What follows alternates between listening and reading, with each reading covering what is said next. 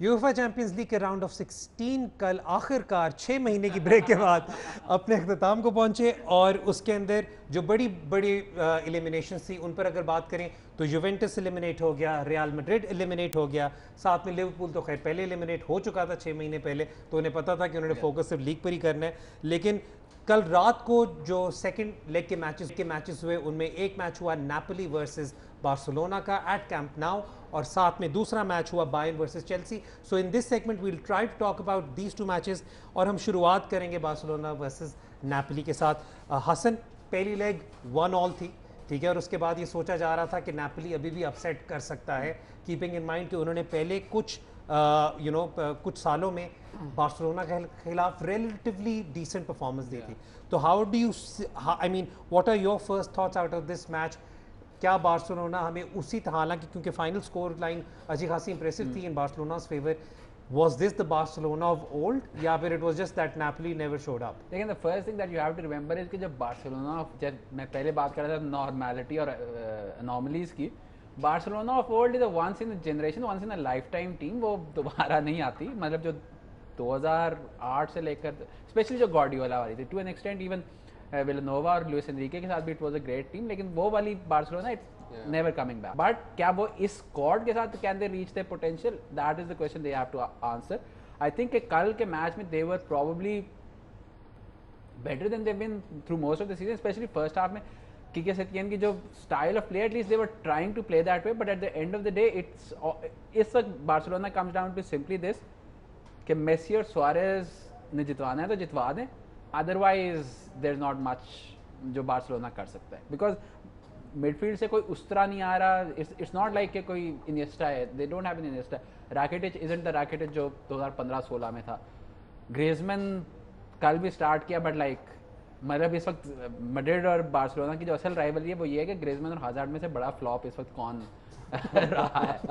That's unfair, yeah. That's like unfair. when you're spending like 100 million plus on a player who is in his late 20s, that is not a project जिसमें आप invest कर रहे हैं। उसके लिए आपको foreign return on investment चाहिए, और neither of them have been able to do that. Barcelona का it always comes down to this कि यार उनके पास probably the greatest player of all time है, तो they'll always have a chance, but it's not a team जो कि जिसको आप कह सकते हैं कि मतलब I look at Bayern, I even look at City को I would put City behind Bayern, but even City there is a very clear identity the way they want to play, there is a very clear way that they want to play. Barcelona want to play like they are, अभी तक 2009 है और दुनिया उसी तरह खेलती है, they don't have the players to play that way, and football has also moved on a little bit. Football has moved on, और किके सेटियन की इन्होंने बात की तो उस पर ऑलरेडी देयर इज मतलब काफ़ी अनरेस्ट है within the Barcelona locker room as well. वैसे इस वक्त मैं सोचूं तो तमाम बड़ी टीमें अपार्ट फ्रॉम रियल मैड्रिड जो ज़िडान के आगे कोई बोल नहीं सकता लॉकर रूम में, लेकिन हर बंदा वहाँ पे तो इशू ये है ना, वो बोले वो जीती जाता है, वो कल जाके नॉकआउट है वरना वो जीती जाता है विदाउट एनी रियल स्ट्रेटजी। नहीं, लेकिन चक्कर ये कि no one is particularly happy with their coach. लेकिन अगर हम मैच पर डायरेक्ट आकर बात करें तो नेपोली, अब ये क्योंकि इटालियन टीम्स की एक हिस्टोरिकल चीज़ चली आ रही है कि वो जब कोई मैच अप्रोच करते हैं, स्पेशली अगर उन्होंने पहली लेग बड़ी अच्छी परफॉर्म की हो, तो the first 15-20 minutes is extremely crucial for them कि कैसे वो टेम्पो अपना सेट करें। द फर्स्ट गोल जो लेंगले का गोल था, वो गोल ओवररूल नहीं हुआ despite being a clear cut शव। उसके बाद से वो इटालियन जो टीम्स हैं वो जिस तरह कहती हैं कि जी हम विक्टिमाइज हुए, जिस तरह अभी जुवेंटस की भी अभी हम जुवेंटस की भी बात करें, पूरा सेगमेंट पड़ा विक्टिमाइजेशन का। तो उसके बाद से आई think that pretty much set the tone for the rest of the game. I think also Napoli started really well at the start of the match. They hit the post and Napoli अगर अपना chances like अगर आप उनके पूरे match में देखें they did create chances. I think जो हसन ने बात की about Barcelona, I agree we will never see the Barcelona of 2008 to 2014 even when the team was playing under Rijkaard, which was also an exceptional team, there was a clear identity as Hassan mentioned. Problem इस team के अंदर ये है कि मेरे लिए जो season ये सम अप करता है वो मेसी एक फ्री किक ले रहे हैं और फ्री किक लेते ही गोल करने के बाद उनका रिएक्शन है in one of the La Liga matches that sums up Barcelona season.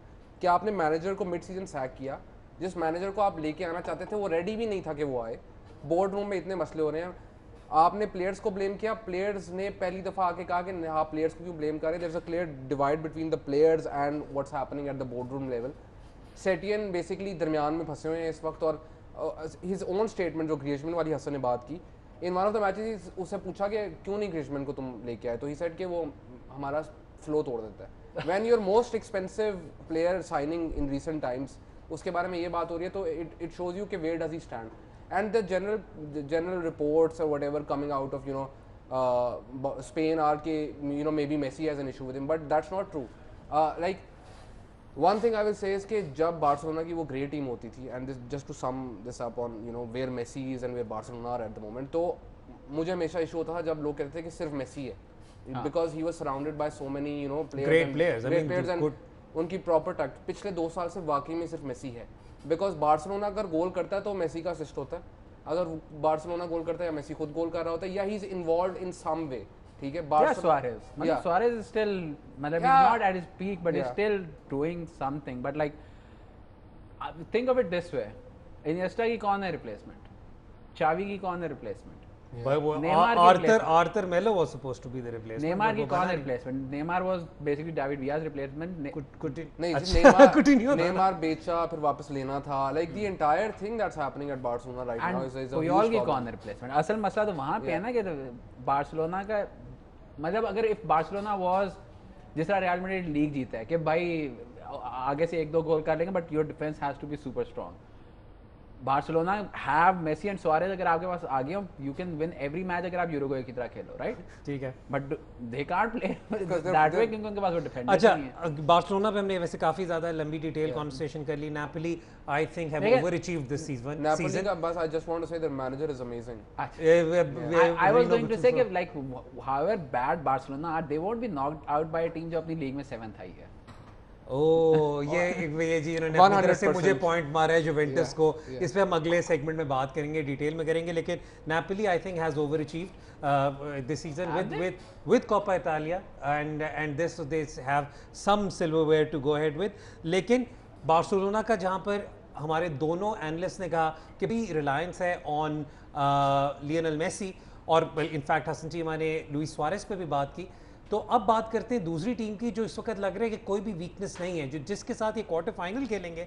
उन्होंने चेल्सी को बड़ा comprehensively 7-1 if I am not mistaken, right, 7-1 aggregate पे हराया, और वो है Bayern Munich. Before we talk about Bayern Munich, हमें सबसे पहले मैं बात करना चाहूँगा लेवेंडोस्की की। लेवेंडोस्की की और ऑफिशियल बायर्न म्यूनिख की जो स्टेटमेंट आ रही है कि जी अगर तो बैलन डियोर होता तो वो लेवेंडोस्की को मिलना चाहिए था। So let's just talk about how brilliant Lewandowski has been this season. I think sometimes मेरे ख्याल में मॉडर्न स्पोर्ट के अंदर एक मेजर इशू ये रहता है कि हम लोग कभी प्लेयर्स को क्रिटिसाइज इसलिए करना शुरू कर देते हैं कि they have set their own really high standards, उससे थोड़ा सा नीचे खेले तो आप कहते हो कि they are not performing at, like Ronaldo, Messi हो गया।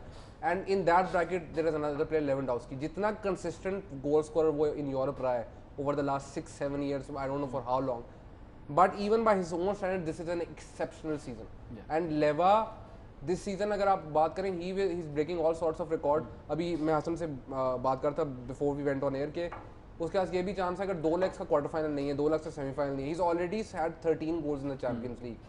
He might have ended up as the highest scorer ever in the competition's history in one season।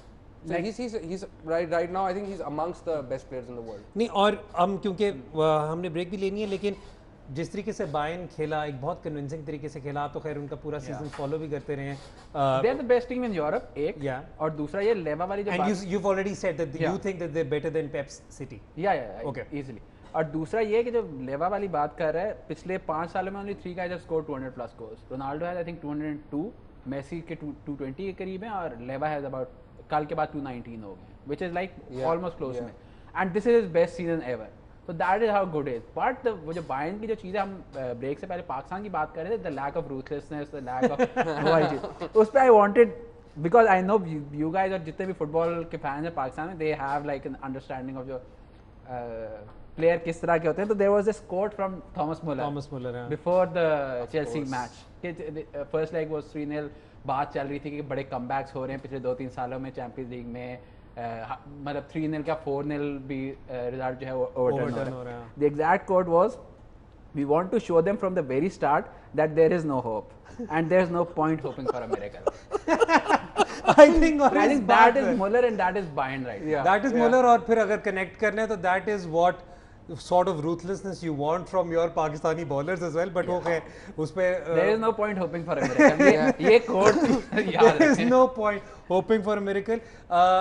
वक्त हो रहा है ब्रेक का, लेकिन ब्रेक से पहले बस quickly I'll summarize Chelsea as well. Chelsea का ये सीजन काफ़ी हद तक रीबिल्डिंग का सीजन था और हमने ऑलरेडी देख लिया कि Chelsea ने कुछ मूवमेंट्स की हैं in the transfer market which are very very significant, जिनमें से टीमो वर्नर की जो साइनिंग है, I think that for me is probably the most I mean anticipated signing of the new season for Premier League कि टीमो Werner कैसे Lampard की Chelsea में fit in करते हैं और फर्दर लैम्पार्ड कैसे अपनी टीम को चेंज करेंगे. लेकिन as far as the Champions League round of 16 was concerned, Chelsea were the second best team in that tie by a fair margin.